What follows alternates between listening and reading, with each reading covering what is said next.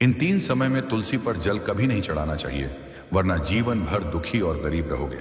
दर्शक बंधु, आज जो बात आप सुनने जा रहे हैं वह सिर्फ किसी परंपरा का हिस्सा नहीं है, बल्कि हमारे आरसी मुनियों द्वारा दी गई एक ऐसी चेतावनी है जिसे समझना हर भक्त का कर्तव्य है।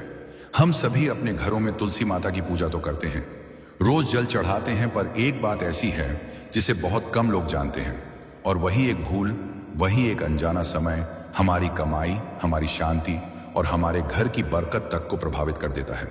कई बार ऐसा होता है कि मेहनत खूब करते हैं पर धन टिकता नहीं, घर में बिना वजह तनाव रहता है, मन बेचैन रहता है, स्वास्थ्य गिरता है और हमें समझ नहीं आता कि आखिर गलती कहाँ हो रही है। दर्शक बंधु, यह गलती पूजा में नहीं, पूजा के समय में होती है, क्योंकि तुलसी माता हर समय जल स्वीकार नहीं करती। कुछ समय ऐसे हैं जिनमें जल अर्पण करना पाप माना गया है, और यही अनजाने में किया गया पाप जीवन में रुकावटें खड़ी कर देता है। हम सब जानते हैं कि तुलसी माता कोई साधारण पौधा नहीं है, वे स्वयं हरिप्रिय हैं, पवित्रता का स्वरूप है, समृद्धि और सुख शांति की रक्षा करती हैं। पर यदि हम उन्हें गलत समय पर जल अर्पित कर दें तो यह भक्ति नहीं, भक्ति की भूल बन जाती है। लोग अक्सर कहते हैं, हम रोज पूजा करते हैं फिर भी बरकत क्यों नहीं होती, घर में क्लेश क्यों रहता है, धन आता है पर स्थिर क्यों नहीं होता। दर्शक बंधु, बहुत बार इसका उत्तर उन्हीं 3 वर्जित समयों में छिपा होता है। तुलसी माता भक्ति अवश्य स्वीकार करती हैं, लेकिन समय का उल्लंघन सहन नहीं करती। आप जरा सोचिए, जिस तुलसी ने विष्णु भगवान के चरणों को शीतल किया, जो हमारे घर की रक्षा करती है, जो हमारे परिवार की पीड़ाओं को दूर करती है, उन्हें गलत समय पर जल चढ़ाना मानो अपनी ही भक्ति को कमजोर करना है। आज की यह शुरुआत हम सबके लिए सिर्फ एक जानकारी नहीं है, बल्कि एक जागृति है, क्योंकि जब तक हम इन 3 वर्जित समयों को नहीं जानेंगे, तब तक हम अनजाने में वही गलती करते रहेंगे जिसे हमारे धर्म ग्रंथ स्पष्ट रूप से मना करते हैं। इसलिए दर्शक बंधु, इस बात को सिर्फ सुनिए, मत समझिए, महसूस कीजिए, क्योंकि हो सकता है आज की यह जानकारी आपके घर की ऊर्जा, आपके जीवन की दिशा और आपकी भक्ति की शक्ति तीनों को बदल दे। अब तैयार हो जाइए, क्योंकि आगे हम उन 3 समयों का रहस्य खोलने वाले हैं जिनमें तुलसी माता को जल चढ़ाना वर्जित है, और इन समयों को जानना ही नहीं, उन्हें अपने जीवन में उतारना भी हमारा धर्म, हमारा कर्तव्य और हमारे परिवार की शांति के लिए अत्यंत आवश्यक है। लेकिन दर्शक बंधु, आगे बढ़ने से पहले आपको एक अत्यंत गंभीर बात बता दूं, जिसे हमारे प्राचीन धर्म ग्रंथ गरुड़ पुराण में स्पष्ट कहा गया है कि कोई भी कथा हो या कोई भी सीख अगर उसे बीच में छोड़ दिया जाए तो वह केवल ज्ञान से वंचित होना नहीं है, बल्कि वह पाप की श्रेणी में आता है, क्योंकि अधूरी कथा मन में संदेह, भ्रम और अधूरा सत्य छोड़ देती है, और यह अधूरा सत्य कई बार व्यक्ति को गलत दिशा में ले जाता है।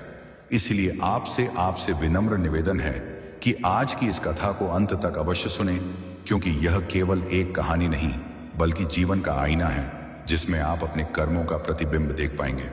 हो सकता है इस कथा का कोई एक शब्द, कोई एक प्रसंग आपके जीवन की दिशा बदल दे, आपको पाप से बचा ले और आपको उस अंधकार से निकाल दे जिसमें अनजाने में आप भी फंस सकते हैं।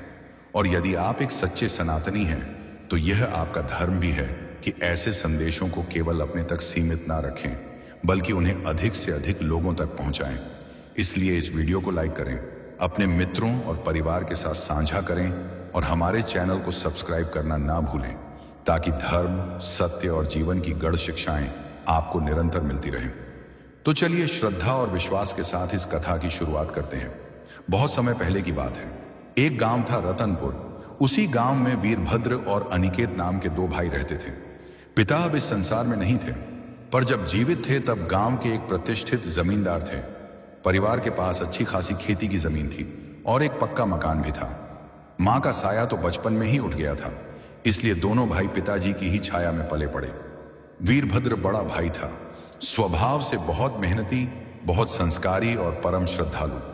वह पिता की हर आज्ञा को भगवान का आदेश मानकर पूरा करता और हर काम में हाथ बटाता। पर छोटा अनिकेत घर का लाडला था, इसलिए वह जिम्मेदारियों से हमेशा बचता रहा। उसे बस अपनी जिंदगी अपने मन की तरह जीना ही पसंद था। अनिकेत की जिंदगी जैसे बाढ़ आई नदी की लहरों जैसी थी। हर लहर जैसे उसे एक नई बात सिखाती। लेकिन हाय री किस्मत, कुछ लोग अपनी ही नौका को बीच भंवर में डुबो देते हैं और आज की यह पूरी कथा ऐसे ही एक व्यक्ति अनिकेत की है। यह कहानी है लोभ की, जुए के भयानक जाल की और एक भाई के असीम त्याग की जिसका मूल्य कभी नहीं लगाया जा सकता। यह तब की बात है जब अनिकेत ने अपनी सारी पूंजी जुए के काले गड्ढे में खो दी थी। उसे फिर से व्यापार खड़ा करने के लिए धन की बहुत जरूरत थी। उसके माता पिता तो नहीं थे, बस एक भाई था वीरभद्र, जो मेहनत और भगवान की कृपा से धन दौलत और सम्मान में आसमान छू रहा था। अनिकेत उम्मीद लेकर अपने भाई वीरभद्र के पास मदद मांगने गया, पर वहां उसे साफ इनकार मिला। अनिकेत के मन में एक ही सवाल बार बार चुभता रहा, अगर वीरभद्र अपनी अथाह संपत्ति में से थोड़ा सा हिस्सा दे देता तो उसका क्या बिगड़ जाता। इसी कड़वी सोच ने उसके हृदय में क्रोध की आग जला दी और इसी आग ने उससे एक भयानक कर्म करवाया। वीरभद्र की संपत्ति हथियाने के लिए अनिकेत ने अपने ही सगे भाई का अनहोनी करवा दी।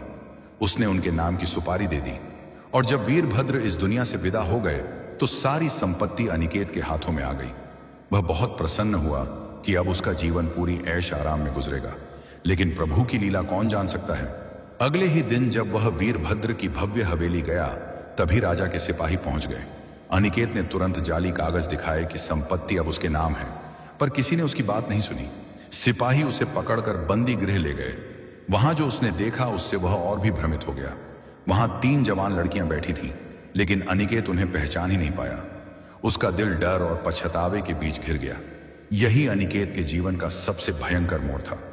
अनिकेत मध्य देश के पास रत्नपुर नाम के छोटे से गांव का रहने वाला था। उसी गांव में उसका जन्म और पालन पोषण हुआ था। आंख खुलते ही उसने देखा कि पिता के पास बहुत जमीन थी और एक छोटा सा घर भी। वे 2 भाई थे, बड़ा वीरभद्र और छोटा अनिकेत। कोई बहन नहीं थी। दोनों ही माता पिता की आंखों के तारे थे। वीरभद्र शुरू से ही माता पिता की बात मानते थे, हर काम में उनका हाथ भी भट्टाते थे। वह हमेशा आज्ञाकारी और सेवा भाव वाले थे। लेकिन अनिकेत छोटा बेटा था, लाडला भी था, इसलिए वह शुरुआत से ही घर की जिम्मेदारियों से बचता रहा। उसे अपनी जिंदगी अपनी मर्जी से जीना ज्यादा अच्छा लगता था। समय बीत रहा था। दोनों भाई धीरे धीरे जवान हो रहे थे और माता पिता बूढ़े। पिताजी ने गांव की एक अच्छी, सरल और संस्कारी लड़की देखकर सबसे पहले वीरभद्र का विवाह करवा दिया। वीरभद्र मेहनती थे, लेकिन अनिकेत को घूमना फिरना और दोस्तों के साथ वक्त बिताना ज्यादा पसंद था। माँ हमेशा अनिकेत से कहती, बेटा अपने भाई की तरह मेहनती बनो, पर अनिकेत कह देता, माँ परिश्रम करने से क्या मिलता है, भैया बड़े हैं, पिताजी के बाद घर भी वहीं संभालेंगे। माँ शांत स्वर में कहती, बेटा तुम्हारी सोच अलग है, तुम दोनों ही इस घर के बेटे हो, इस घर को चलाने का हक तुम दोनों को बराबर मिला है। लेकिन अनिकेत की सोच बदलती ही नहीं थी। एक समय ऐसा भी आया कि वीरभद्र ने गांव में ही पिताजी की जमीन पर खेती करना शुरू कर दिया। वे पढ़े लिखे भी थे, लेकिन अनिकेत ने गुरुकुल की शिक्षा पर ध्यान नहीं दिया। वह खेल मस्ती और दोस्तों के साथ इधर उधर घूमने में ही लगा रहा। अनिकेत को विवाह का भी कोई शौक नहीं था।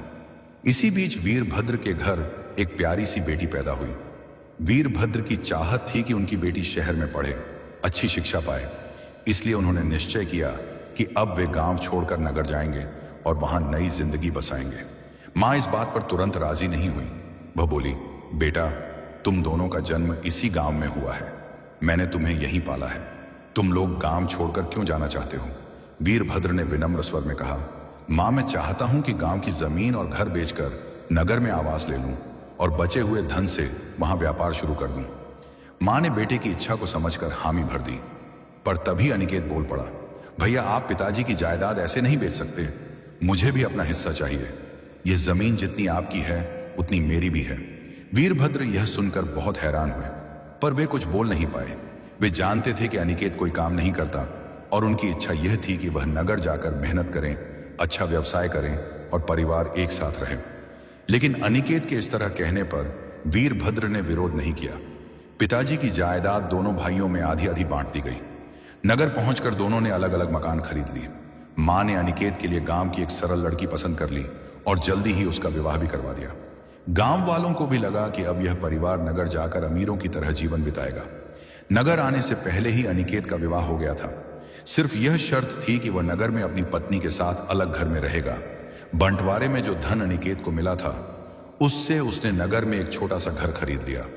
वीरभद्र ने भी अपना घर ले लिया। बाकी धन उन्होंने किस काम में लगाया, यह बात अनिकेत नहीं जानता था। अनिकेत मां को अपने साथ नहीं रख सकता था। उसने यह बात पहले ही साफ कह दी थी।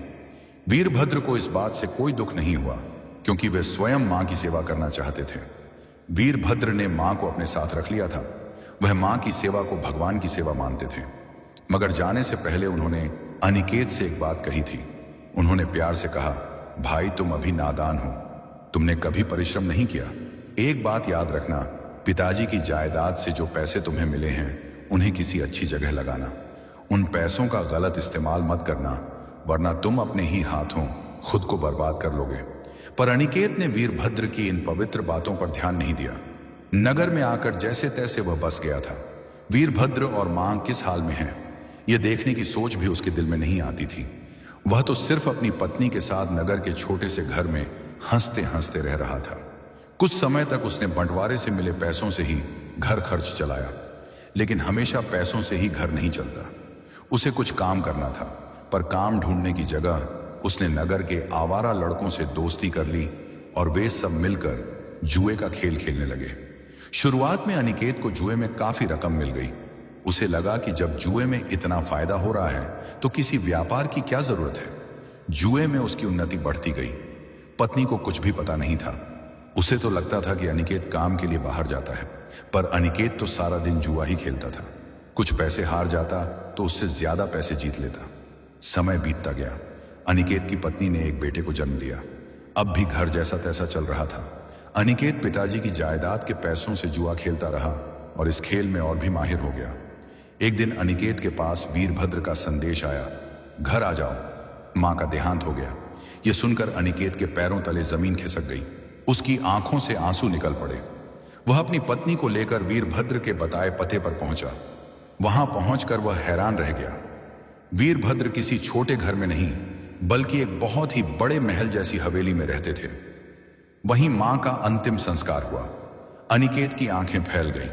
उसे लगा, मेरे भाई ने तो पिताजी की जायदाद बेचकर कितना बड़ा कारोबार बना लिया, और मैं जुआ खेलकर इतने पैसे कमाने के बाद भी आज एक छोटे से घर में हूं। यह देखकर उसका दिल बहुत दुखा, लेकिन वह कुछ कर नहीं सकता था। फिर धीरे धीरे अनिकेत के बुरे दिन शुरू हो गए। वह जुए में अपना सब कुछ हारने लगा। समय के साथ उसकी पत्नी को भी पता चल गया कि अनिकेत कोई काम नहीं करता, बस जुआ खेलता है। घर में झगड़े बढ़ने लगे। जुए की लत ने अनिकेत को बिल्कुल खाली हाथ कर दिया। अब उसके पास हारने को कुछ भी नहीं बचा था। तब उसने एक भयानक फैसला किया, जिस घर में वे रहते थे उसे भी बेच देगा।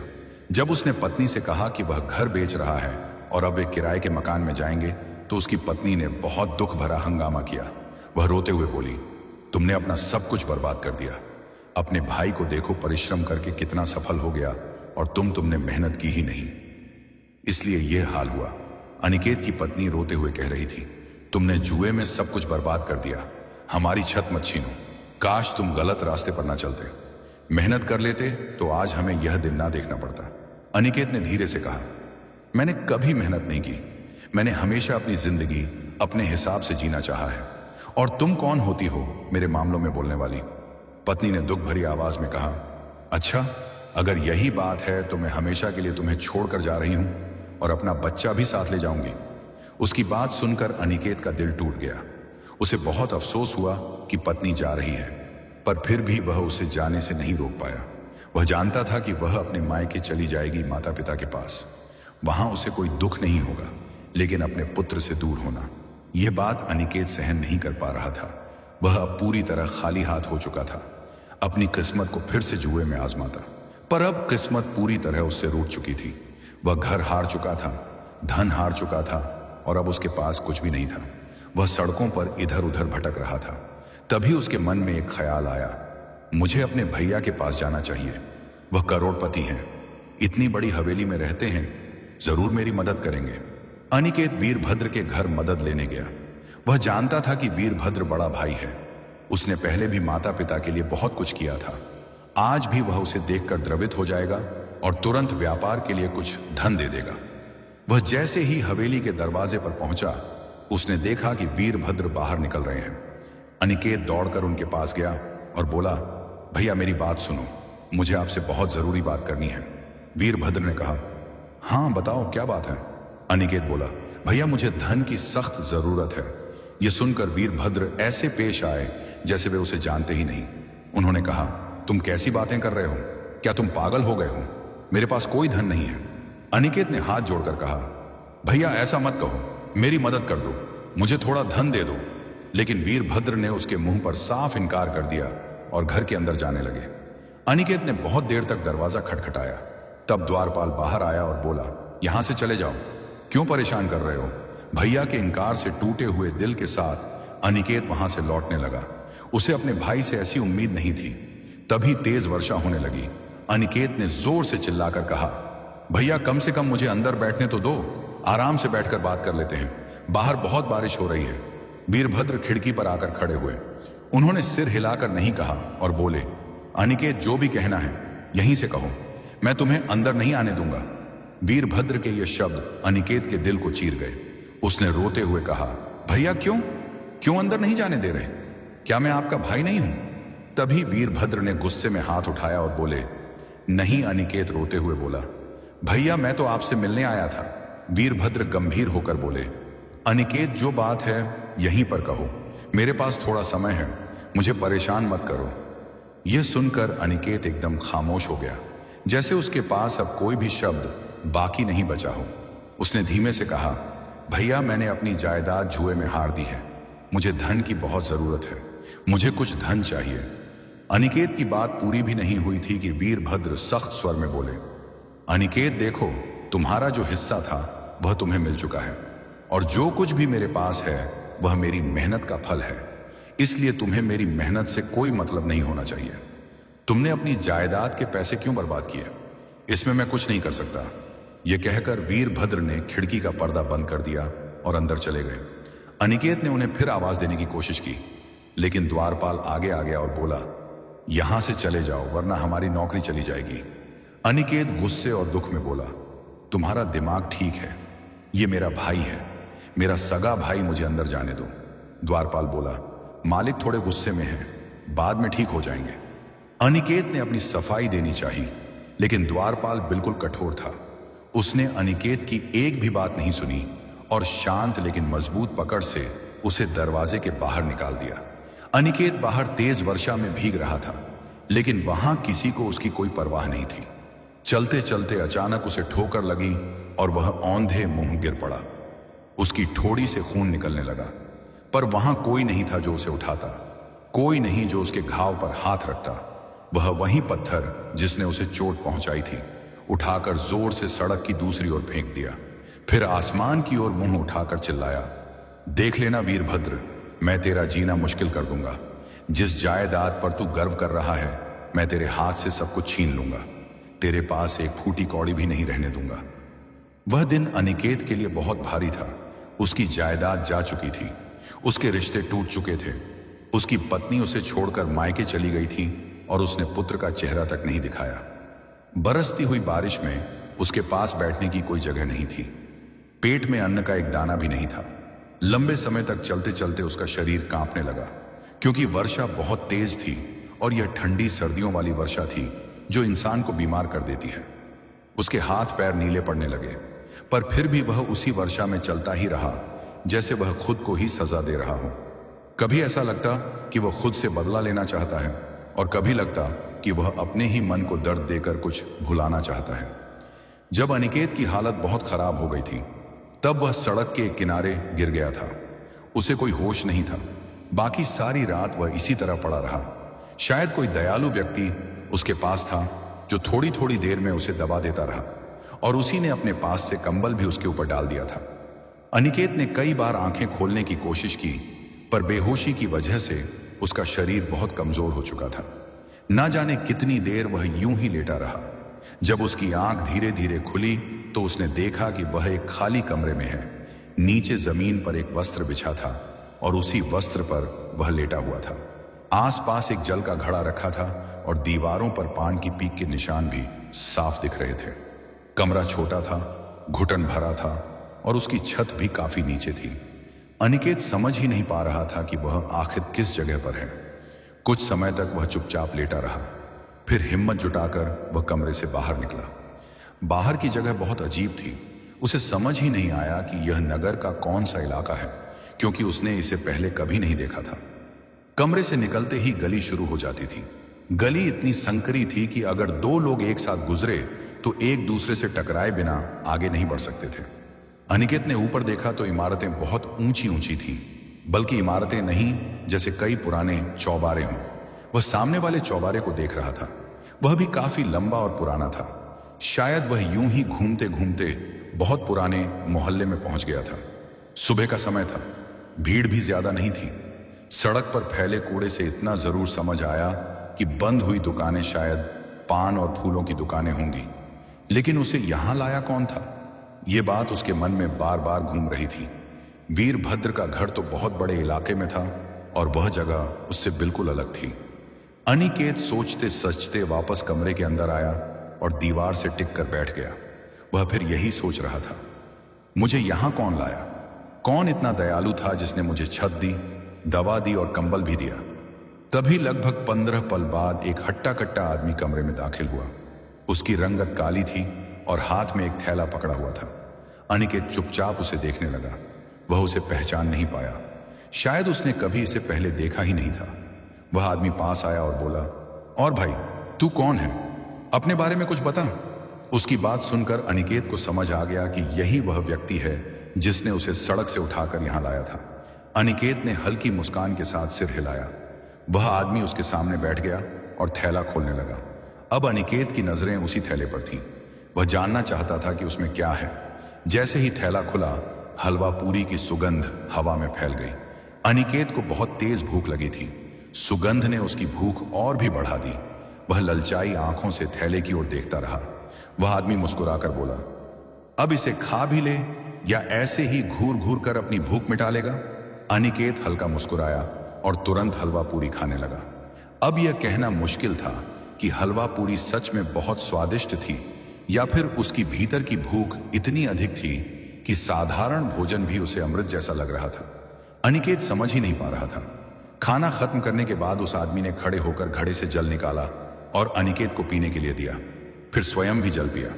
वह बोला, चल अब बता, कौन है तू? कहां से आया है? अनिकेत ने धीरे से पूछा, क्या तुम ही मुझे रात यहां लेकर आए थे? उसे भरोसा था कि वही इंसान उसे लाया होगा, लेकिन फिर भी उसने यह सवाल पूछ ही लिया।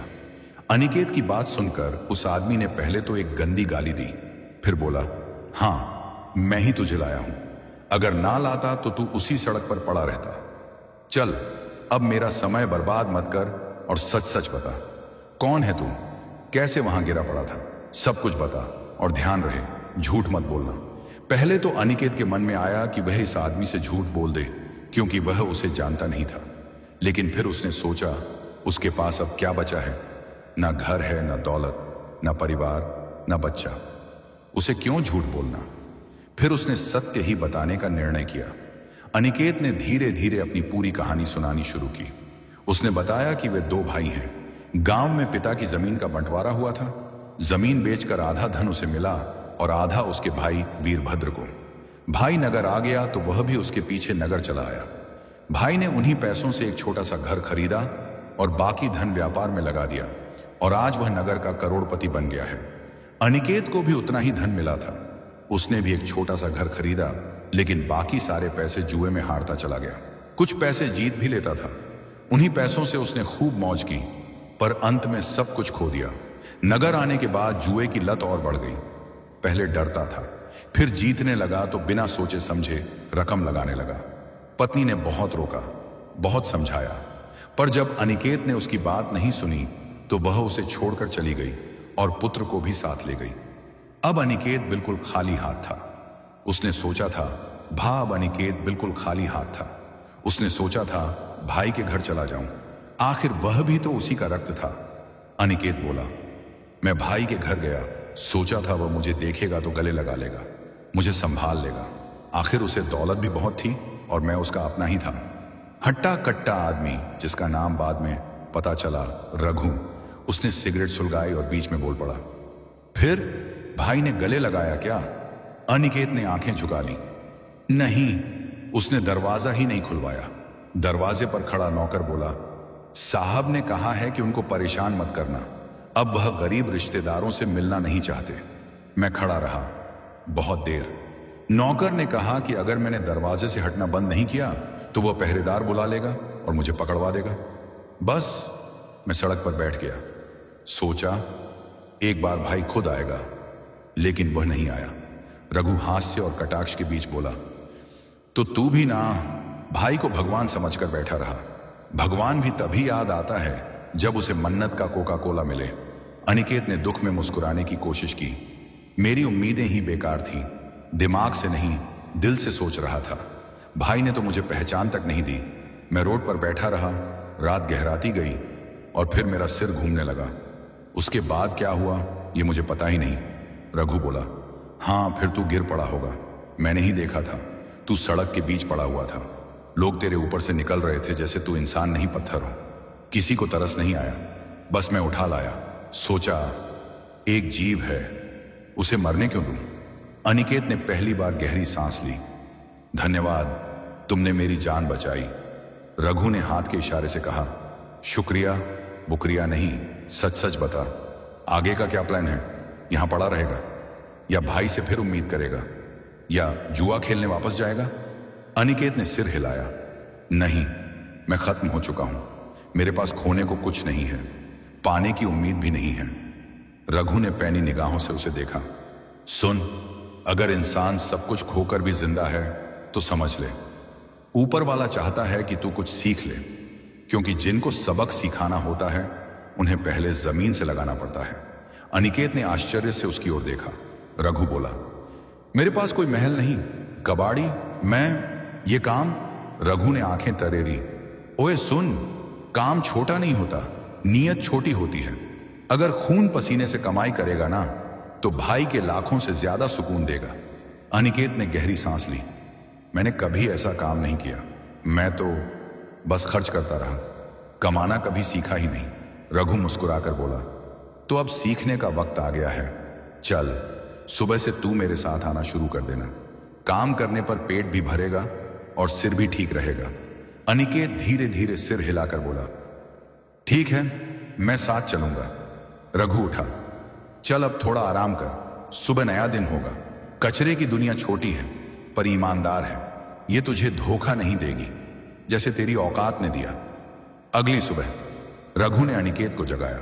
कमरे के बाहर गली में लोग अपने घरों से कचरे के थैले निकाल रहे थे।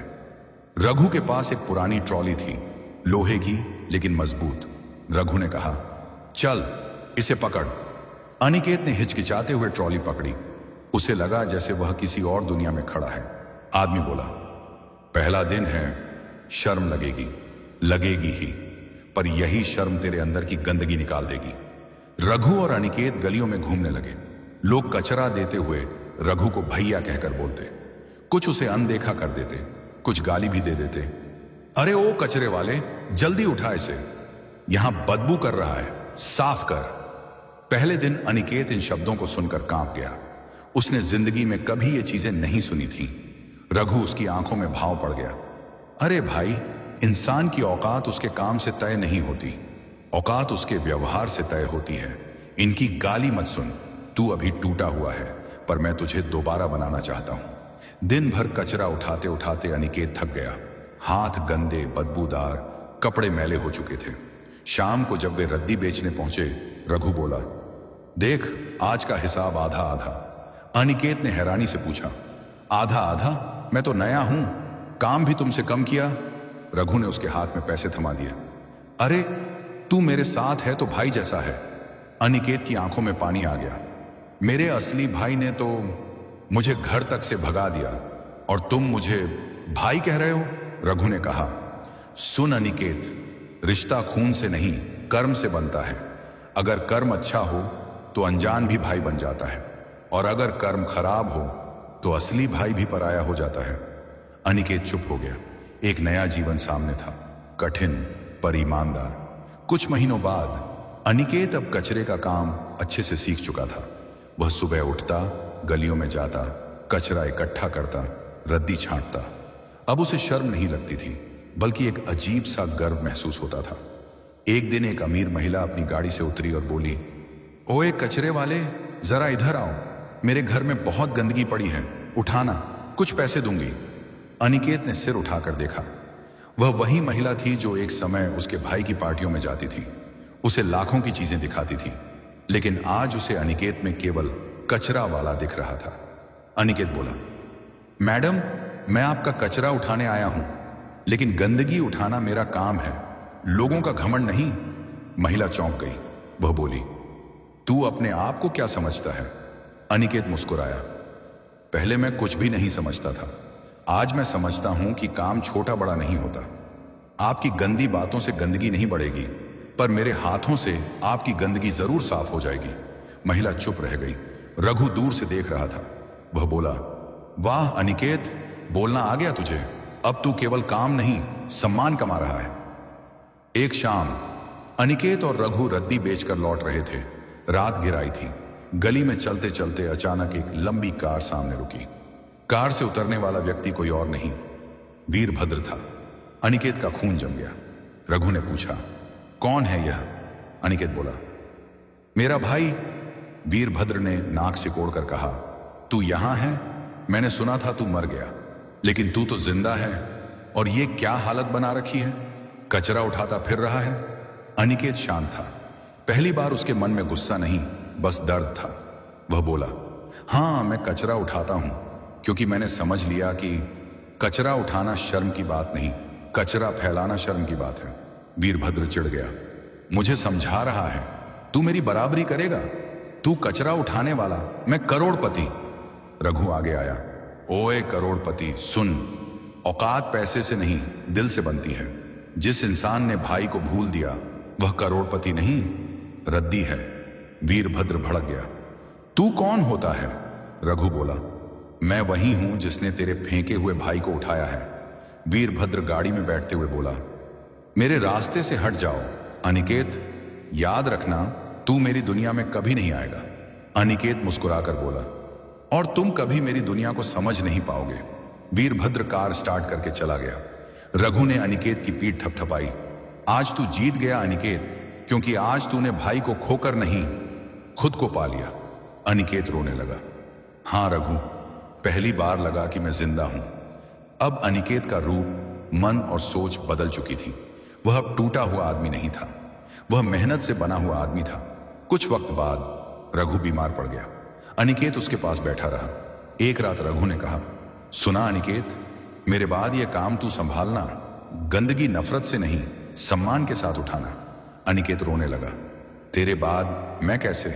रघु बोला, तू कर लेगा, क्योंकि तेरे पास अब सब है, काम भी, ईमान भी और एक नई जिंदगी भी।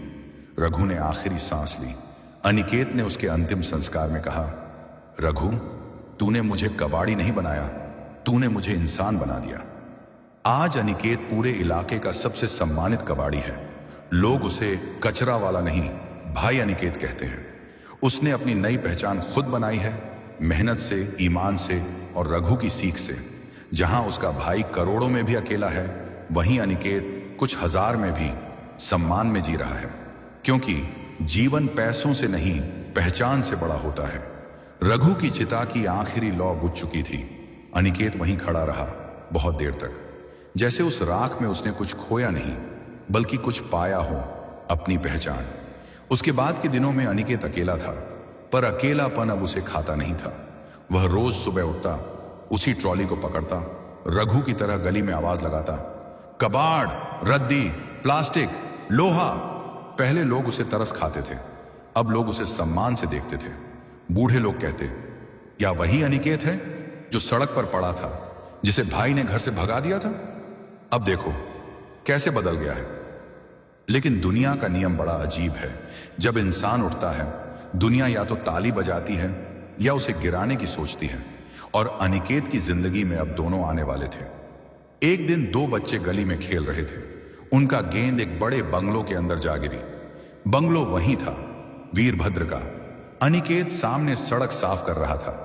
एक बच्चा दौड़ता हुआ आया, भैया, मेरी गेंद उस गेट के अंदर गिर गई है, तुम ले आओ ना। वो अंकल बहुत गुस्से वाले हैं, हम अंदर जाने से डरते हैं। अनिकेत ने गेट की तरफ देखा। दिल एक पल को कांप गया। वही गेट जहां उसे नौकर ने धक्का देकर हटाया था, वही गेट जो उसके हर अपमान की निशानी था। वह कुछ पल खड़ा रहा, फिर बोला, चिंता मत करो, मैं ले आता हूं। अनिकेत गेट के पास पहुंचा, अंदर जाकर गेंद उठाई और तभी पायनर्ज के दरवाजे से एक आदमी लड़खड़ाता हुआ निकला। वीरभद्र, लेकिन वह पहले जैसा नहीं था। चेहरा सूखा, आंखें ढांसी हुई, हाथ कांपते हुए, दाढ़ी उलझी हुई, जैसे महीनों से नींद नहीं ली हो। अनिकेत चौंका। भाई, वीरभद्र ने आंखें उठाई। पहले समझ नहीं पाया, फिर घबराकर बोला, तू यहां क्यों आया है? क्या लेने आया है? मेरे पास अब देने के लिए कुछ नहीं है। अनिकेत ने शांत स्वर में कहा, मैं कुछ लेने नहीं आया, बच्चों की गेंद लेने आया था। वीरभद्र हंसा, एक कड़वी टूटी हुई हंसी। लड़ा, गेंद ले जा, और हां, मेरे दरवाजे पर फिर मत आना। मैं बर्बाद हो चुका हूं। लोग मुझसे पैसे मांग रहे हैं, कर्ज चुकाने को कह रहे हैं। तू मेरी मदद नहीं कर पाएगा। अनिकेत धीरे से बोला, अगर तुम्हें मेरी मदद की जरूरत हो तो मैं। वीरभद्र चिल्ला पड़ा, बस तू मुझे मदद करेगा? कबाड़ी का काम करने वाला तू? मैं करोड़पति था, करोड़पति। अनिकेत ने कहा, भाई, परिस्थिति किसी को भी बदल सकती है। मैं भी टूट चुका था। वीरभद्र ने हाथ से इशारा करते हुए कहा, दूर जा, मैं तेरी शक्ल नहीं देखना चाहता। अनिकेत बिना एक शब्द बोले बाहर आ गया। बच्चे गेंद लेकर भाग गए, लेकिन गली का हर घर देख रहा था। दो भाइयों की किस्मत कैसे बदल गई थी। उस रात अनिकेत अपनी झोपड़ी में बैठा था। वह सोच रहा था, क्या भाई की मदद करनी चाहिए? क्या वह मदद चाहता भी है? तभी झोपड़ी के बाहर आवाज आई, अनिकेत भैया, कोई आपसे मिलने आया है। अनिकेत बाहर निकला, देखा वीरभद्र का पुराना नौकर खड़ा था। यही वह आदमी था जिसने एक दिन उसे दरवाजे से भगा दिया था। नौकर बोला, साहब की हालत बहुत खराब है, दिमागी हालत भी बिगड़ रही है, कर्ज बढ़ गया है, लोग घर पर चिल्लाने आते हैं, साहब ने शराब पकड़ ली है, उनके पास खाने के पैसे भी नहीं। अनिकेत बोला, तुम लोग उसकी मदद क्यों नहीं करते? नौकर ने टूटे हुए स्वर में कहा, साहब ने सबको नौकरी से निकाल दिया है। कहते हैं कोई उनका नहीं, कोई उनका आदमी नहीं। अनिकेत का दिल कांप गया। उसने पूछा, नौकर को क्यों निकाला? नौकर बोला, क्योंकि साहब को डर है कि कोई भी उन्हें धोखा दे देगा। वह हर इंसान को दुश्मन समझ रहे हैं। अनिकेत ने गहरी सांस ली। वह कहाँ हैं? घर में, नशे में, अकेले बैठे हैं। अनिकेत ने आंखें बंद की और कहा, मुझे ले चलो। अनिकेत रात में उसी बंगले में पहुंचा जहां कभी उसे धक्का देकर बाहर किया गया था, जहां कभी उसे अपमानित किया गया था, जहां कभी उसे अपना मानने से मना कर दिया गया था। आज वही घर अंधेरे में डूबा था। सीढ़ियों पर धूल थी, लॉन में घास उगी हुई, मुख्य कमरे के दरवाजे टूटे से। बंगले में वो चमक नहीं थी जो कभी वीरभद्र की पहचान थी। अनिकेत अंदर गया। कमरे में वीरभद्र जमीन पर बैठा था। 4 बोतलें खाली पड़ी थीं। वह बड़बड़ा रहा था, सबने धोखा दिया, हर किसी ने। धन चला गया, दोस्त चले गए, और परिवार भी चला गया। अनिकेत ने पास जाकर कहा, भाई। वीरभद्र ने उसका चेहरा देखा। उसकी आंखों में डर, गुस्सा और शर्म सब मिले हुए थे। तू क्यों आया? मजाक उड़ाने, या कहने की देख, जहां तूने मुझे छोड़ा था वहां मैं पहुंच गया? अनिकेत बोला, मैं मजाक उड़ाने नहीं आया भाई, मैं तुम्हें उठाने आया हूं, जैसे रघु ने मुझे उठाया था। वीरभद्र के हाथ कांपने लगे। उसने दीवार पकड़कर खुद को संभाला। मुझे तेरी मदद नहीं चाहिए, अनिकेत ने कहा। मदद मांगना कमजोरी नहीं है, गलत रास्ते पर चलना कमजोरी है। एक बार आओ मेरे साथ, मैं तुम्हें नया रास्ता दिखाऊंगा। वीरभद्र चिल्ला उठा, मैं बर्बाद हो चुका हूं, मेरे पास घर नहीं बचेगा, लोग मुझे मार देंगे, मुझे कुछ नहीं चाहिए। अनिकेत ने उसका हाथ पकड़ लिया। सुनो भाई, तुम मेरा भी भाई हो और मैं तुम्हारा भी। हम दोनों टूट कर उठे हैं। मैंने उठना सीख लिया है, अब तुम्हें भी उठना होगा। वीरभद्र बैठ गया। आवाज धीमी हो गई। तू मेरी मदद करेगा? अनिकेत बोला, हां, पर मैं तुम्हारी दौलत नहीं बचाऊंगा, तुम्हारा जीवन बचाऊंगा। वीरभद्र फूट फूट कर रोने लगा। मैंने तुझे बहुत दुख दिया, मैंने तुझे घर से भगा दिया, और तू आज मुझे उठा रहा है। अनिकेत ने कहा, गलतियां कौन नहीं करता, गलती ही इंसान को सीख देती है। वीरभद्र फुसफुसाकर बोला, मैं तुम्हारे साथ चलूंगा, जहां भी ले जाऊं। अगले दिन वीरभद्र अनिकेत की झोपड़ी में था। गली के लोग आश्चर्य से देखते, कुछ कहते, देखो करोड़पति भाई अब कबाड़ी के साथ रह रहा है। भाग्य सबको दिखा देता है कि औकात क्या है। अनिकेत हंसकर कहता, यह औकात नहीं, यही जिंदगी है। अनिकेत ने वीरभद्र को कचरे का काम दिखाया। वीरभद्र पहले घृणा से देख रहा था। ये उठाऊं मैं? अनिकेत ने कहा। जब अहंकार जाता है तभी सम्मान आता है। पहले कचरा उठाओ, फिर खुद उठ जाओगे। धीरे धीरे वीरभद्र कचरा उठाना सीख गया। लोग हंसते, अरे करोड़पति कचरे वाला बन गया।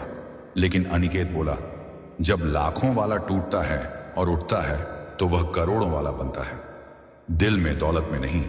कुछ महीनों बाद वीरभद्र शांत हो चुका था। उसके चेहरे पर सुकून आने लगा। उसके हाथों में कठोरता और आंखों में विनम्रता आने लगी।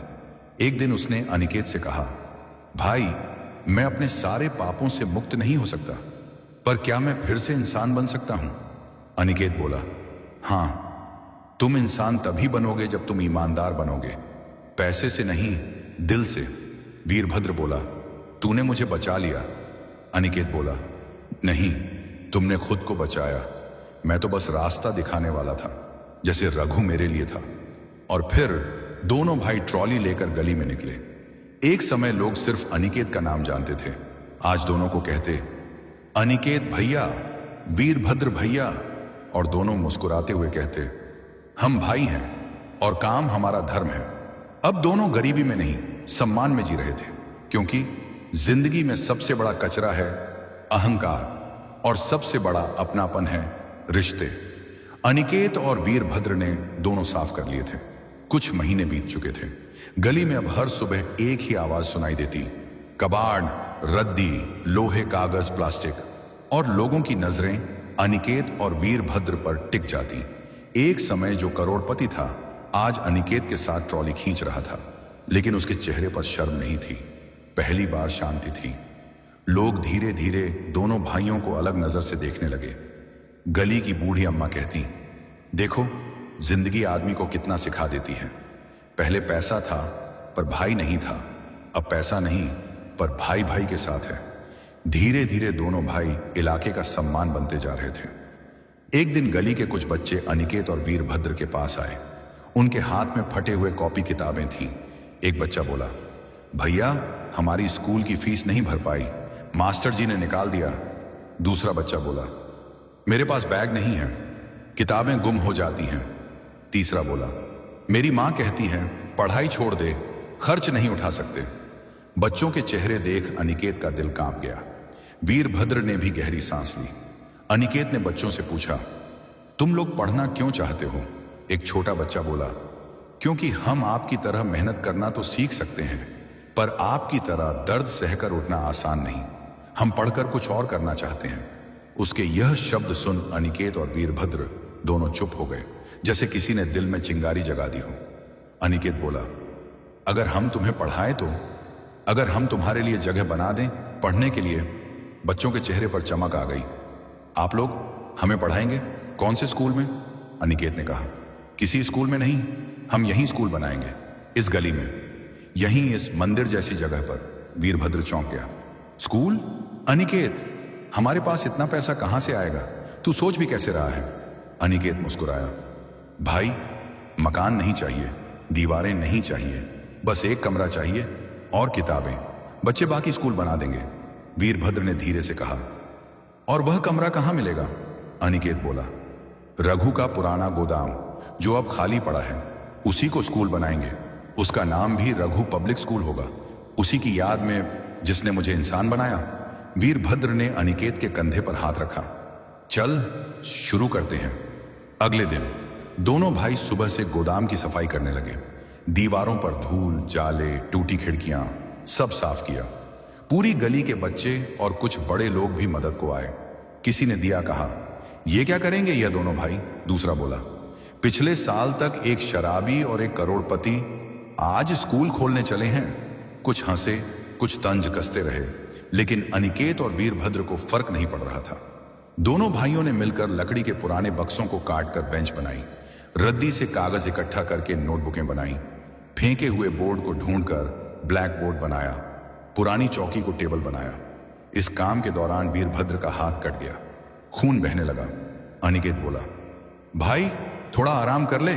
वीरभद्र बोला, नहीं, जिस हाथ ने लाखों रुपए गिनकर मुझे अंधा बनाया था, उसी हाथ से आज स्कूल बनेगा। मैं अब रुक नहीं सकता। धीरे धीरे एक नया कमरा खड़ा हुआ। नाम लिखा गया, रघु पब्लिक स्कूल, शिक्षा सबके लिए, और नीचे छोटी सी लाइन, चलो पढ़ें, आगे बढ़ें। गली के सभी बच्चे खुशी से चहक उठे। अगले दिन से बच्चों को पढ़ाना शुरू हुआ। पहली क्लास में 8 बच्चे थे, दूसरे सप्ताह 18। एक महीने बाद 53 बच्चे। गली का माहौल बदलने लगा। अब हर शाम बच्चे स्कूल से पढ़ाई लेकर निकलते। उनके माता पिता कहते, अनिकेत भैया, आप तो संत निकले। हमारे बच्चे पढ़ गए तो हमारी किस्मत बदल जाएगी। सब कुछ ठीक चल रहा था, लेकिन दुनिया कभी किसी की खुशियां जल्दी कबूल नहीं करती। एक दिन शाम को जब अनिकेत पढ़ा रहा था, दरवाजे पर कुछ लोग आए। उनके कपड़े साफ सुथरे थे, चेहरे पर घमंड। उनमें से एक ने कहा, यह स्कूल गलत तरीके से चल रहा है। अनिकेत ने पूछा, गलत कैसे? हम बच्चों को पढ़ा रहे हैं, फीस भी नहीं लेते। वह आदमी बोला, यही तो समस्या है। बिना फीस स्कूल नहीं चल सकता, बिना सरकार की अनुमति, बिना रजिस्ट्रेशन। यह स्कूल गैर कानूनी है। बच्चों ने डर कर अनिकेत का हाथ पकड़ लिया। वीरभद्र आगे आया। कौन हो तुम? क्या चाहिए? आदमी बोला, हम शहर के बड़े विद्यालयों के प्रतिनिधि हैं। तुम्हारा यह मुफ्त स्कूल हमारे व्यापार को नुकसान पहुंचा रहा है। लोग अपने बच्चों को यहां भेज रहे हैं। हमारी स्कूल बसें खाली जा रही हैं। हमारा धंधा खराब हो रहा है। अनिकेत बोला, धंधा? हम पढ़ा रहे हैं, धंधा नहीं कर रहे। हम पैसा नहीं लेते, हम बच्चों को आगे बढ़ाना चाहते हैं। आदमी बोला, और हम यही रोकने आए हैं। या तो ये स्कूल बंद करो या हम इसे जबरदस्ती बंद करवा देंगे। कानूनी नोटिस मिलेगा, मुकदमे होंगे, और याद रखना, गरीब आदमी कानून से नहीं लड़ सकता। अनिकेत ने शांत स्वर में कहा, हम गरीब सही पर गलत नहीं हैं। उनमें से एक आदमी ने जोर से बोर्ड पर हाथ पटका, अरे ये स्कूल एक कबाड़ी चला रहा है। तुम लोगों में हिम्मत है कि बड़े स्कूल को चुनौती दो? तुम्हें क्या लगता है तुम्हारा ये स्कूल चल जाएगा? अनिकेत बोला, हां चलेगा, क्योंकि ये स्कूल पैसों से नहीं, दिल से चलता है। आदमी गुर्राया, हम वापस आएंगे, साथ पुलिस लाएंगे, देखना बंद करना पड़ेगा। वे सब चले गए। बच्चों की आंखों में डर था। वीरभद्र ने पूछा, क्या यह सच है अनिकेत? क्या स्कूल बंद हो सकता है? अनिकेत चुप रहा। कुछ देर बाद उसने कहा, अगर दुनिया का कानून गरीब के खिलाफ है तो ईश्वर का कानून गरीब के साथ है। हम डर कर पीछे नहीं हटेंगे। यह स्कूल नहीं बंद होगा। मैं लड़ूंगा, चाहे किसी से भी लड़ना पड़े। वीरभद्र ने उसका हाथ पकड़ा, मैं भी तेरे साथ हूं। उसी रात दोनों भाई बैठकर योजना बनाने लगे। बच्चों की कॉपियां, किताबें, स्कूल का हर हिस्सा देखकर अनिकेत बोला, बच्चों का भविष्य मैं किसी को मारने नहीं दूंगा। तभी एक आवाज आई, और अगर दुश्मन बहुत बड़ा हुआ तो? उनके पीछे एक साधु खड़ा था, उसी जगह पर जहां रघु बैठकर तंबाकू पीता था। साधु बोला, यह स्कूल सिर्फ बच्चों की जगह नहीं है, यह कर्म भूमि है, जहां एक टूटा हुआ आदमी खड़ा हुआ। अब यह बहुतों को खड़ा करेगा। दुश्मन आएंगे, प्रत्येक कदम पर रोकेंगे, पर रोक वही जीतता है जो डर कर रुक जाए। तुम न रुको, न डरो, न झुको। अनिकेत ने साधु के चरण छुए। आप कौन हैं? साधु ने कहा, मैं वह हूं जिसे रघु सम्मान देता था, और रघु की आत्मा तुम्हें आशीर्वाद दे रही है। अनिकेत की आंखों में आंसू आ गए। साधु ने कहा, यदि तुम सही हो तो जीत तुम्हारे चरण चूमेगी। वीरभद्र बोला, पर साधु बाबा, कानून, नोटिस, पुलिस? साधु मुस्कुराए, एक पवित्र काम को कोई बंद नहीं कर सकता। तुम प्रकाश जला रहे हो, अंधेरा तुम्हारा कुछ नहीं बिगाड़ पाएगा। साधु चले गए। उसके बाद अनिकेत, वीरभद्र और गली के लोग पूरी ताकत से स्कूल की रक्षा के लिए तैयार हो गए। और फिर अगली सुबह पुलिस, प्राइवेट गार्ड और अधिकारी सच में आ गए। पूरी गली डर गई, लेकिन अनिकेत खड़ा रहा, सीना तान कर बेखौफ। पुलिस वाला बोला, यह स्कूल अवैध है, इसे खाली करो। अनिकेत बोला, हम इसे नहीं छोड़ेंगे। पुलिस बोली, अगर तुमने रास्ता नहीं छोड़ा तो गिरफ्तारी होगी। बच्चे जोर जोर से रोने लगे। भैया, स्कूल बंद मत होने देना। अनिकेत बोला, अगर मुझे गिरफ्तार करना है तो पहले इन बच्चों को हटाओ। मैं इनके पीछे खड़ा हूं, पर ये मेरे पीछे नहीं, मेरे साथ हैं। पूरी गली इकट्ठा हो गई। सैकड़ों लोग पुलिस के सामने खड़े हो गए। पुलिस अधिकारी घबरा गया। अरे रजिस्ट्री, जगह उसकी है, वीरभद्र बोला। हां, और दस्तावेज दिखा दिए। अब पुलिस के पास कोई अधिकार नहीं रहा। व्यापारी गुस्से में बोला, इस स्कूल को चलने दोगे तो हमारा व्यापार खत्म हो जाएगा। अनिकेत चिल्लाया, तुम्हारा व्यापार, बच्चों की पढ़ाई का व्यापार, शर्म करो। यह स्कूल व्यापार खत्म नहीं करेगा, अज्ञानता खत्म करेगा। गली के लोग तालियां बजाने लगे। अधिकारी ने कहा, स्कूल कानूनी है, हम इस पर हाथ नहीं लगा सकते। पुलिस चली गई। व्यापारी और स्कूल मालिक दांत पीस कर रह गए। बच्चे खुशी से झूम उठे। हमारा स्कूल जीत गया। अनिकेत और वीरभद्र पुलिस के जाने के बाद गली में ऐसा माहौल हो गया जैसे किसी त्योहार में जीत हो गई हो। बच्चे नाच रहे थे, औरतें ढेरों दुआएं दे रही थीं और बुजुर्ग लोग कहते नहीं थक रहे थे, आज रघु पब्लिक स्कूल ने इज्जत जीत ली। गरीब की जीत से बड़ी कोई जीत नहीं होती। अनिकेत मुस्कुरा रहा था, लेकिन अंदर एक नई चिंता उभर रही थी। वह जानता था, जहां जीत होती है वहीं नया शत्रु भी पैदा होता है। वीरभद्र ने उसके कंधे पर हाथ रखा। सोचने मत बैठ भाई, अभी हमने बस पहला पहाड़ फांदा है, अगले पहाड़ भी आएंगे, पर हम दोनों मिलकर चढ़ेंगे। अनिकेत ने गहरी सांस ली। हां, पर मुझे यह भी लग रहा है कि यह लड़ाई अब गली भर की नहीं, पूरे शहर की बन जाएगी। शाम को जब स्कूल बंद हुआ और बच्चे अपने घर गए, अनिकेत और वीरभद्र बैठकर हिसाब लगा रहे थे। पुरानी रजिस्ट्रियां, रघु का कच्चा पक्का सामान और कुछ चंदे के पैसे जो गली के लोगों ने दिए थे। तभी गली की अम्मा आई और बोली, बेटा ये 500 रुपए हैं, मेरे पेंशन से बचाए हुए, इसे रख ले, स्कूल के बच्चों के लिए। अनिकेत बोला, अम्मा ये पैसे आप रखिए, आपको भी जरूरत होगी। अम्मा ने गुस्से में कहा, अरे चुप, मेरे पेट में डालूंगी क्या? मैं तो मरूंगी तब भी पैसा यहीं पड़ा रहेगा। मेरे जाने से पहले अगर किसी बच्चे ने पढ़ लिया, यही मेरा श्राद्ध होगा। अनिकेत की आंखें भर आईं। उसने अम्मा के पैरों को छुआ। अम्मा, आपकी दुआ और पैसा दोनों हमारे लिए वरदान है। धीरे धीरे पड़ोस के लोग भी पैसे, किताबें, कॉपी, कपड़े, पुराने बैग लाते गए और देखते ही देखते स्कूल के पास छोटा सा भंडार घर बन गया। वीरभद्र बोला, भाई इतने लोग हमारी मदद क्यों कर रहे हैं? जब मैं करोड़पति था किसी ने मेरी मदद नहीं की थी। अनिकेत ने कहा, क्योंकि तब तेरे पास पैसा था, लोग तुझसे डरते थे। अब तेरे पास सच्चाई है, लोग तुझसे प्यार करते हैं। वीरभद्र मुस्कुराया, अब समझ आया, दौलत नहीं, दिल की दुकान चलती है। कुछ सप्ताह बाद रघु पब्लिक स्कूल की प्रसिद्धि धीरे धीरे शहर में फैलने लगी। कई लोग आते और कहते, हम भी अपने बच्चों को यहां लाना चाहते हैं। क्या फीस है? क्या यह सरकारी है? क्या यह सबको पढ़ा सकता है? अनिकेत ने कहा, फीस नहीं है, बस 2 चीजें चाहिए, ईमान और मेहनत। और यह सुनकर कई लोग अपने बच्चों को वहां भेजने लगे। लेकिन यही बात ने शहर के बड़े बड़े स्कूल मालिकों की नींद उड़ा दी। उनमें से एक था पराशर एजुकेशन ट्रस्ट, जिसके मालिक गौरांश पराशर शहर के सबसे अमीर, सबसे प्रभावशाली और सबसे घमंडी आदमी माने जाते थे। गौरांश को जब पता चला कि एक कबाड़ी और एक बर्बाद कारोबारी ने मुफ्त स्कूल खोलकर उसके धंधे को नुकसान पहुंचाया है, तो वह क्रोधित हुआ। कौन हैं ये लोग, गली के नाले उठाने वाले? इनकी हिम्मत कैसे हुई मेरे साम्राज्य को चुनौती देने की?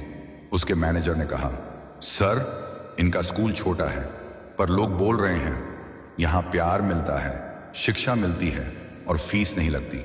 गौरांश भड़क गया, गरीबों को मुफ्त में पढ़ाना गुनाह है, बिना फीस शिक्षा कैसे चलेगी? जो चीज मुफ्त मिले उसकी कीमत कौन जानेगा? एक सहायक बोला, सर ये स्कूल फैल रहा है, लोग कह रहे हैं कि यहां से बच्चे ज्यादा तेज सीख जाते हैं। गौरांश मेज पर हाथ पटक कर बोला, शहर में शिक्षा का बिजनेस मेरा है, कोई भी मुफ्त में पढ़ाता नहीं घूमेगा। वह बोला, मेरी टीम को कहो इस स्कूल को हटाया जाए, अगर नहीं हटे तो कानून लाओ, राजनीति लाओ या धमकी ही सही, मुझे फर्क नहीं पड़ता। दूसरी तरफ रघु पब्लिक स्कूल में एक बार फिर नई समस्या आ गई। बच्चों की संख्या अब 100 के पार हो चुकी थी, लेकिन जगह छोटी थी, खिड़कियां टूटी हुई थीं, सीमेंट उधड़ा हुआ, बारिश में छत टपकती थी। एक बच्चा बोला, भैया सिर पर पानी टपक रहा है, पढ़ाई नहीं हो पा रही। अनिकेत बोला, रुको हम इसे भी ठीक करेंगे। वीरभद्र बोला, भाई मैं सोच रहा था हम इसमें और कमरे जोड़ लें। कई पुरानी इमारतें आसपास खाली पड़ी हैं, हम उनसे बात कर सकते हैं। अनिकेत बोला, पैसा नहीं है, कैसे बनाएंगे? तभी एक बुजुर्ग बढ़ई आया, हम बनाएंगे भैया, ईंट मेरे पास, लकड़ी मेरे पास, मजदूर हमारे बच्चे हैं, आप बस कहो। एक कुम्हार बोला, मैं मिट्टी के कुल्हड़ मुफ्त दूंगा बच्चों के पानी के लिए। एक दर्जी बोला, मैं बैग सिल दूंगा पुराने कपड़ों। ठासारन वाशन इवासन हासन नबुसन टीगी अंखनियान दान नवान one इलाना नवान आकनम नेरिना इटमिन शर्मानमन मनमनारन नीरवनेनमन लननिबवानन लननन नारलियम शुर्चसबिकिन खनिदकिनरनवानम Gesori e nanan shemetstorn the meru kenada kinaden tas sonens demen dakit commending nananakana gendeon nananewan tinemun genanarun ridwan and water in abenam is six short another no one ever shortish kindermis gehenenemerin at tironidum seriedum duranadam and the kunin shorni noa samakuni kiriwa renaran on in gui ki neni one soniinanam ki yei dujidnan wan matkin to go dur nyaranana wan the benmernam kadina manam naim the very kirwanawan prakyarum inawara dinam ninan yurnan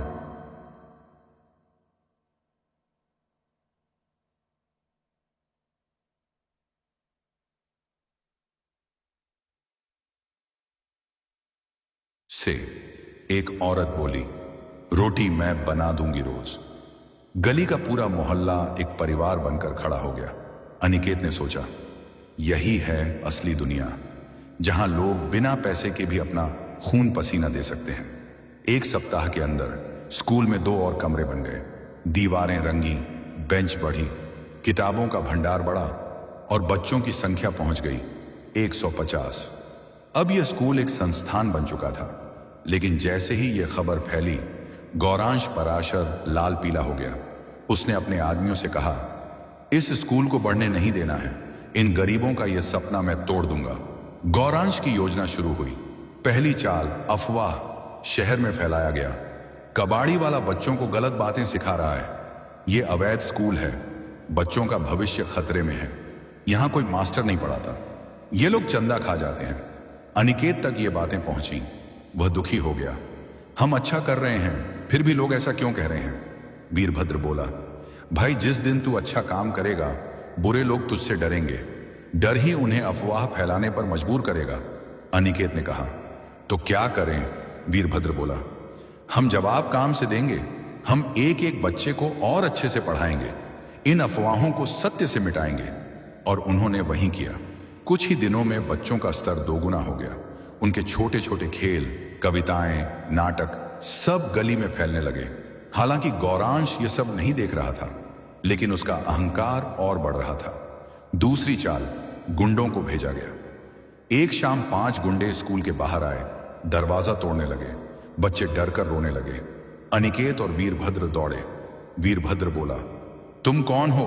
गुंडा बोला, हमको आदेश है कि यह school बंद करना है, वरना अच्छे से बंद नहीं होगा। वीरभद्र गुर्राया, किसके आदेश पर आए हो? गुंडा हंसा, नाम लेने की जरूरत नहीं, सिर्फ काम करो।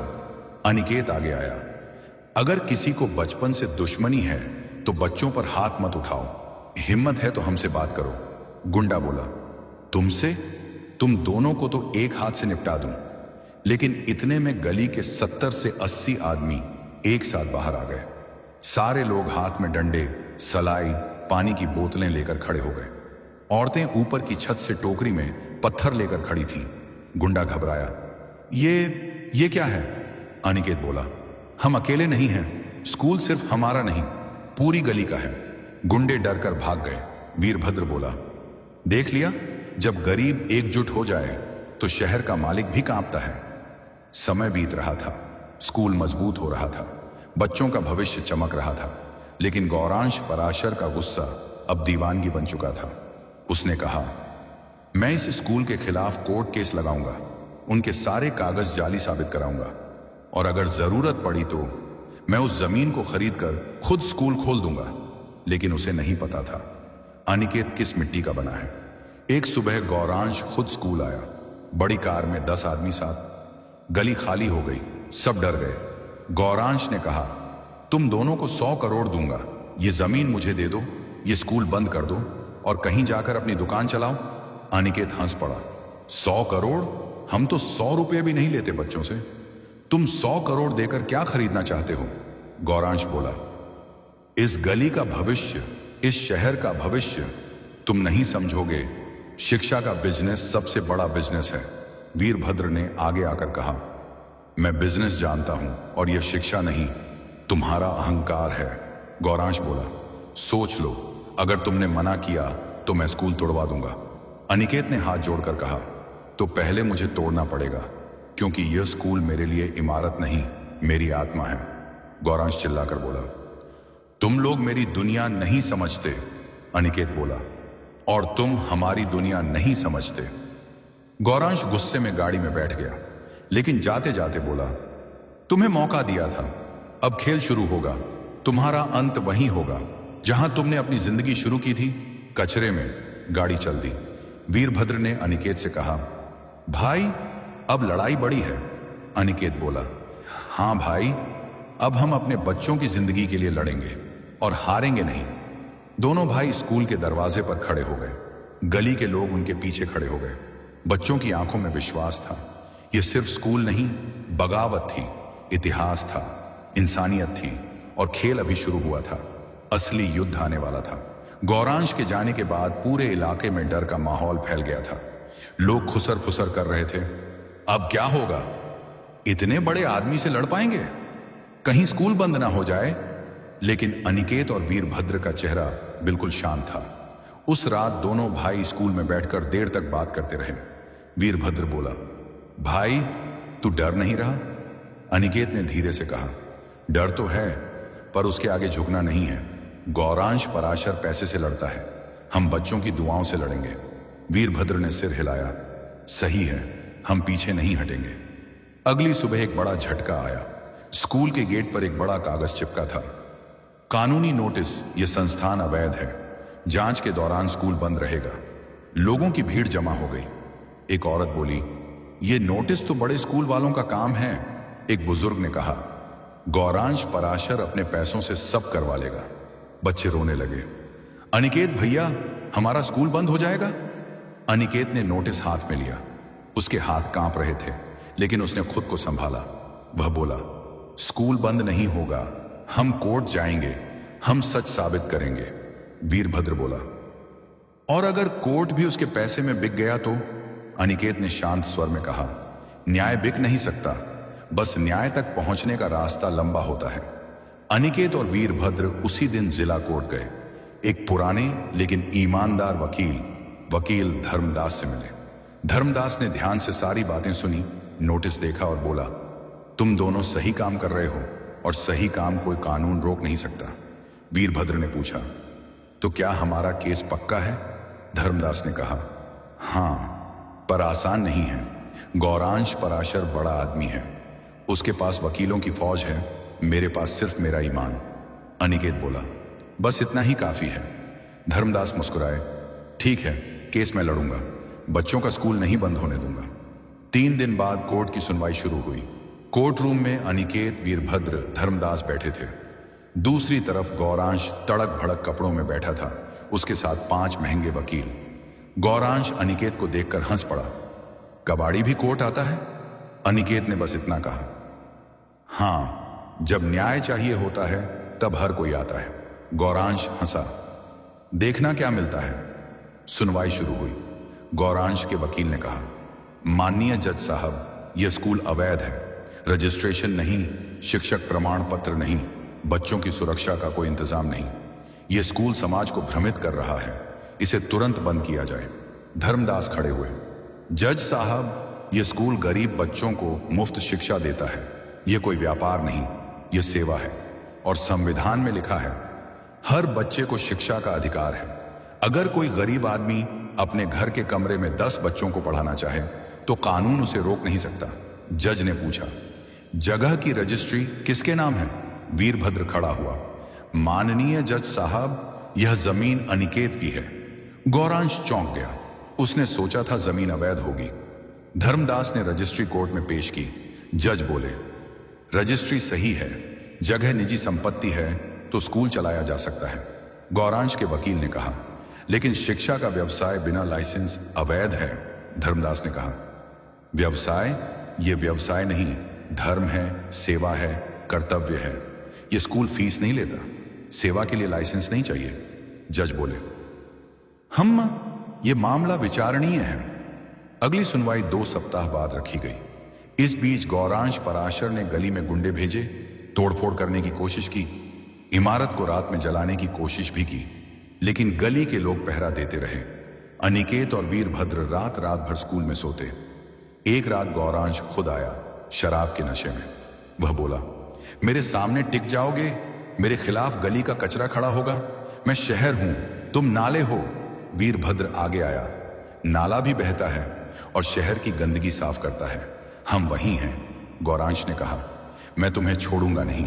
अनिकेत ने कहा, हम किसी से डरते नहीं, हम बच्चों के लिए लड़ रहे हैं और बच्चे भगवान होते हैं। गौरांश गुस्से से आग बबूला हो गया, लेकिन गली के लोग इकट्ठे होकर उसके सामने दीवार बनकर खड़े हो गए। गौरांश को पीछे हटना पड़ा। 2 सप्ताह बाद कोर्ट में दूसरी सुनवाई। इस बार कोर्ट भरा हुआ था। अखबार वाले, टीवी चैनल वाले और आम लोग भी सब पूछ रहे थे, एक कबाड़ी क्या बड़े आदमी को हरा पाएगा? सुनवाई शुरू हुई। गौरांश के वकील ने कहा, यह स्कूल बच्चों के दिमाग में गलत विचार भर रहा है, गरीबों को गलत सपने दिखा रहा है। धर्मदास ने कहा, गरीबों को सपने दिखाना अपराध नहीं है, अपराध यह है कि अमीर लोग उन्हें सपने देखने से रोकें। कोर्ट में तालियां बज उठी। जज ने नाराज होकर कहा, अदालत में शांति रखें। फिर उन्होंने अनिकेत को बुलाया, क्या तुम ये स्कूल चलाते हो? अनिकेत खड़ा हुआ, जी मेरे नाम, लेकिन यह स्कूल सिर्फ मेरा नहीं, पूरी गली का है। जज ने पूछा, तुम क्यों स्कूल चलाना चाहते हो? अनिकेत बोला, क्योंकि जब मैं टूटा था किसी ने मुझे उठाया, गली के बच्चों को कोई उठाए यही चाहता हूं। जज ने पूछा, फीस क्यों नहीं लेते? अनिकेत बोला, क्योंकि इन बच्चों के माता पिता एक एक दाने को तरसते हैं। अगर उनसे फीस मांगता तो मैं स्कूल नहीं, व्यापार खोलता। शिक्षा व्यापार नहीं, सेवा है। कोर्ट खामोश हो गया। गौरांश बोला, यह आदमी गरीबों को भड़का रहा है। अनिकेत उसकी तरफ मुड़ा, मैं किसी को भड़का नहीं रहा, मैं बस रोशनी जला रहा हूं। अगर रोशनी से अंधेरा परेशान होता है तो रोशनी का क्या दोष? गौरांश हक्का बक्का रह गया। जज ने कहा, अदालत फैसला सुरक्षित रखती है। फैसला अगले दिन था। गली में लोग पूरी रात जागते रहे। बच्चे स्कूल में सोने से मना कर रहे थे। हम डर रहे हैं भैया, अनिकेत और वीरभद्र ने उन्हें दिलासा दिया। पूरी रात सभी लोग जगे रहे, जैसे युद्ध के पहले की रात होती है। अगले दिन कोर्ट में भारी भीड़। गौरांश अपने महंगे सूट में आया, अनिकेत अपने साधारण कपड़ों में। जज ने फैसला पढ़ा, अदालत यह मानती है कि एक गरीब नागरिक अपनी निजी संपत्ति पर बिना किसी शुल्क के बच्चों को शिक्षा दे सकता है। गौरांश ने दांत पीस लिए। जज ने आगे पढ़ा, यह संस्थान गैर व्यावसायिक है, यह सेवा की श्रेणी में आने के कारण किसी लाइसेंस की आवश्यकता नहीं है। अनिकेत के चेहरे पर आशा की चमक आई। जज बोले, और इसलिए रघु पब्लिक स्कूल कानूनी है, इसे बंद नहीं किया जा सकता। किसी भी संस्था को स्कूल पर दबाव बनाने से मनाही है। पूरा कोर्ट तालियों से गूंज उठा। अनिकेत ने हाथ जोड़कर जज को धन्यवाद दिया। वीरभद्र के आंखों में आंसू थे। भाई, हम जीत गए। परेशान और अपमानित गौरांश कोर्ट से भागता हुआ निकला। पूरी गली में जब खबर पहुंची, लोग सड़कों पर निकल आए। बच्चे नाचने लगे, हमारा स्कूल बच गया, अनिकेत भैया जीत गए, सच जीत गया। बुजुर्ग लोग बोले, आज अनिकेत ने गरीबों को आवाज दे दी। औरतें बोली, गरीब की जीत के लिए भगवान भी उतर आता है। अनिकेत और वीरभद्र स्कूल की दहलीज पर खड़े हुए। गली के सैकड़ों लोगों ने उन्हें कंधों पर उठा लिया। अनिकेत बोला, आज से यह स्कूल कभी बंद नहीं होगा, कभी टूटेगा नहीं, क्योंकि यह ईंटों का नहीं, दिलों का है। गली गूंज उठी, रघु पब्लिक स्कूल की जय। यह जीत सिर्फ एक स्कूल की नहीं थी, एक विचार की थी, गरीब की जीत की थी, सम्मान की जीत की थी। और यह कहानी अब यही नहीं रुकेगी। अब रघु पब्लिक स्कूल शहर से लेकर पूरे जिले तक फैलने वाला था। गली की जीत पूरे शहर में चर्चा का विषय बन गई थी। अखबारों में सुर्खियां छप रही थीं। गरीबों का स्कूल जीता मामला, कबाड़ी ने करोड़पति को कोर्ट में हराया, शिक्षा का अधिकार, अनिकेत की मिसाल। टीवी चैनल इंटरव्यू लेने लगे।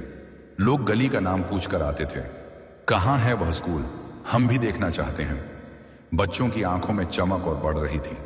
इतिहास में पहली बार वह गली आशा की जगह बन चुकी थी। लेकिन गौरांश पराशर अपने घर में बैठा हुआ अपने हाथों में कोर्ट का फैसला मसल रहा था। उसके मैनेजर ने धीरे से कहा, सर, हमें यह मान लेना चाहिए कि वे लोग जीत गए। गौरांश की आंखें खून सी लाल हो गईं। मैं कभी हार नहीं मानता, कोर्ट एक लड़ाई था, जंग अभी बाकी है, मैनेजर बोला। लेकिन सर, कोर्ट का फैसला साफ है, हम उनसे स्कूल नहीं छीन सकते। गौरांश ने दांत पीसकर कहा, कानून ने उनकी मदद की, अब मैं कानून बनाने वालों को खरीदूंगा। मैनेजर चौंक गया। मतलब? गौरांश बोला, राजनीति, मैं राजनीति में घुसूंगा, पद लूंगा। अगर कानून मेरे खिलाफ है तो मैं कानून बदलूंगा। उसकी आंखों में एक खतरनाक चमक थी। एक राजनीति की आंधी कुछ ही दिनों में शहर में चुनाव की घोषणा हो गई। गौरांश पराशर एक बड़ी पार्टी में शामिल हुआ। टीवी पर दिखाया जाने लगा, गौरांश पराशर, शहर का भविष्य, विकास का चेहरा। गली में लोग माथे पर हाथ रखते, अरे बाप रे, अब यह आदमी नेता बन जाएगा। वीरभद्र ने अनिकेत से कहा, भाई, यह बहुत बड़ा खतरा है, अब यह हमारी जान भी ले सकता है। अनिकेत बोला, हमने अभी तक गलत नहीं किया और डर कर सही काम नहीं छोड़ा जाता। उसी शाम कुछ अजीब हुआ। एक सरकारी अधिकारी स्कूल में आया और बोला, हम बच्चों की संख्या को लेकर जांच करने आए हैं। नियम बदले हैं, अब गैर मान्यता प्राप्त शिक्षण केंद्रों को सरकारी परीक्षा देनी होगी। अगर बच्चे फेल हुए, स्कूल बंद। वीरभद्र ने पूछा, कौन सा नियम, हमने तो कभी नहीं सुना। अधिकारी ने सीना फुलाकर कहा, नया नियम आज ही लागू हुआ है। अनिकेत समझ गया, यह गौरांश की राजनीति का पहला वार था। अनिकेत ने शांत होकर कहा, ठीक है, हम तैयारी करेंगे। अधिकारी हंसकर बोला, इतने गरीब बच्चे, वे पास नहीं हो पाएंगे। अनिकेत बोला, देखते हैं, गरीब में दिमाग और इरादा दोनों होते हैं। अधिकारी चला गया। वीरभद्र चिंतित था, भाई, बच्चों को पढ़ना आता है, पर परीक्षा का दबाव, सरकारी परीक्षा, गौरांश उन्हें फेल करवाने के लिए कुछ भी कर सकता है। अनिकेत बोला, परीक्षा का डर दिखाकर वह बच्चों का भविष्य रोकना चाहता है, पर डर पड़ेगा उसे, हम बच्चों पर नहीं पढ़ने देंगे। 2 तैयारी शुरू। अनिकेत ने बच्चों को बुलाया। सभी सवालिया निगाहों से उसे देख रहे थे। अनिकेत ने कहा, बच्चों, सरकार परीक्षा लेगी। अगर तुम पास हुए, हमारा स्कूल जिले में पहली मिसाल बनेगा। अगर तुम फेल हुए, स्कूल बंद भी हो सकता है। पर मुझे पता है, तुम फेल नहीं हो सकते, क्योंकि तुमने जीवन का कठिन पाठ पहले ही सीख लिया है। मेहनत, अब बस 1 महीना दिन रात पढ़ना है और मैं तुम्हारे साथ रहूंगा। बच्चों में जोश भर गया।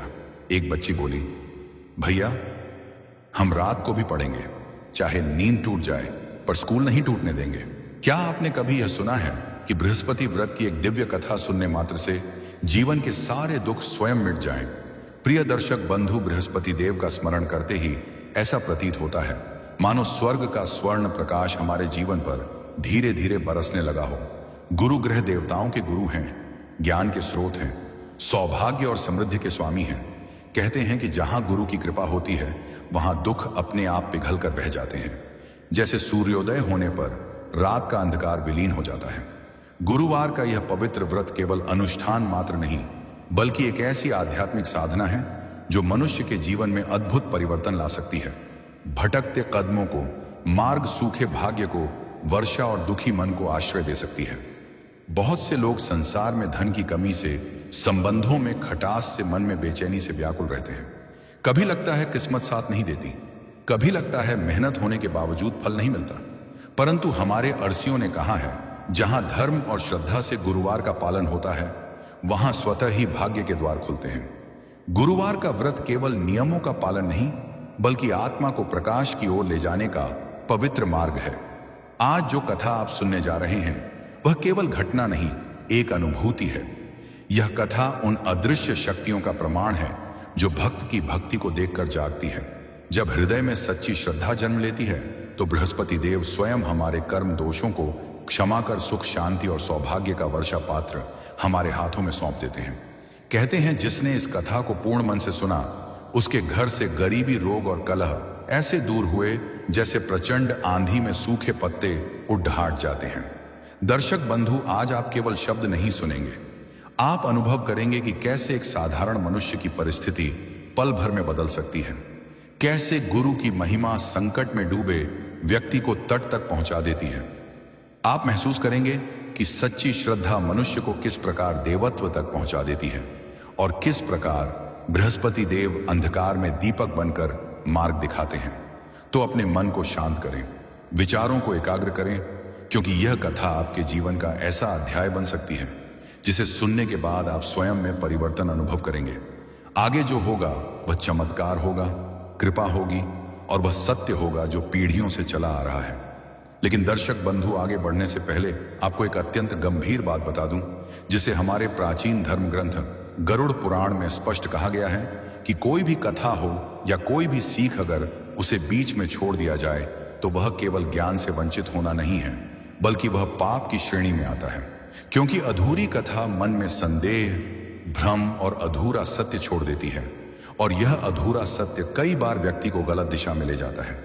इसलिए आपसे विनम्र निवेदन है कि आज की इस कथा को अंत तक अवश्य सुने, क्योंकि यह केवल एक कहानी नहीं, बल्कि जीवन का आईना है जिसमें आप अपने कर्मों का प्रतिबिंब देख पाएंगे। हो सकता है इस कथा का कोई एक शब्द, कोई एक प्रसंग आपके जीवन की दिशा बदल दे, आपको पाप से बचा ले और आपको उस अंधकार से निकाल दे जिसमें अनजाने में आप भी फंस सकते हैं। और यदि आप एक सच्चे सनातनी हैं, तो यह आपका धर्म भी है कि ऐसे संदेशों को केवल अपने तक सीमित ना रखें, बल्कि उन्हें अधिक से अधिक लोगों तक पहुंचाएं।